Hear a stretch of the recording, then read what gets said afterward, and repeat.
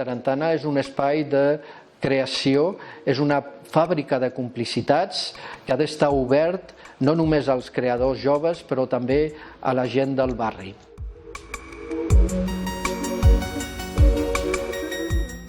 El Teatre Tantarantana es va crear l'any 1992, a l'octubre, en un carrer que es deia i es diu Tantarantana, d'aquí el seu nom. Des dels seus inicis, el Tantarantana va tenir doble programació, és a dir, teníem una part de programació per adults i després una programació per públic familiar, que se'n diu els caps de setmana, però sobretot també per les escoles.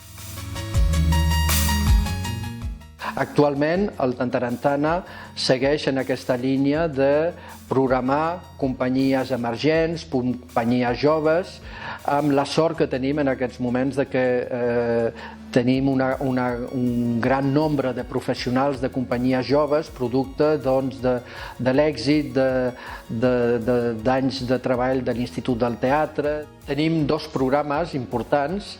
Per una banda està el Cicló, que és el cicle de companyies independents de Barcelona.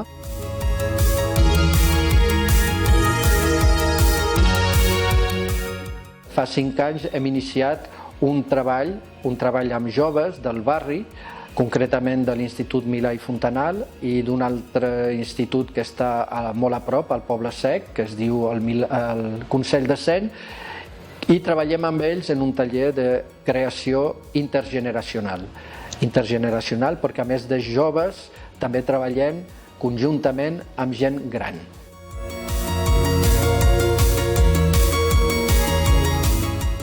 Aquest treball, per una banda, de cara als joves creadors, als nous creadors catalans, i per l'altra banda, aquesta mirada més social de cara al barri, amb els joves, amb la gent gran, jo crec que és un fet diferenciador del Tantarantana en el panorama, diguem, del teatre, de les sales petites o del teatre en general.